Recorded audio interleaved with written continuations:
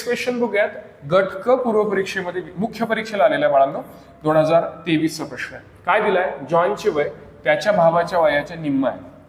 जर आपण त्याच्या भावाच्या सध्याच्या वयामध्ये 2 वर्षांनी भर घातली, म्हणजे आजचं वय काय असेल, या आजचं वय जर x असेल तर त्याच्यात 2 वर्ष भर घातली, आलं लक्षात?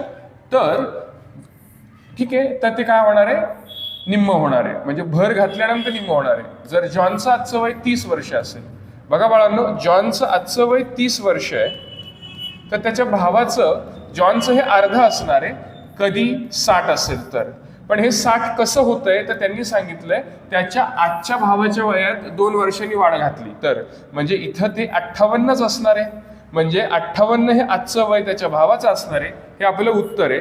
सॅटिस्फाय कसं होतंय बघा, भावाचं 58 वर्ष आहे, याच्यात 2 वर्ष भर घातली म्हणजे ते 60 झालं, तर जॉनचं 30 होणार आहे, म्हणजे याच्या अर्ध होणार आहे, कारण की 30 त्यांनी आजचं दिलेलं आहे. सो काहीही न करता आपल्याला याचं उत्तर किती मिळालं? 58.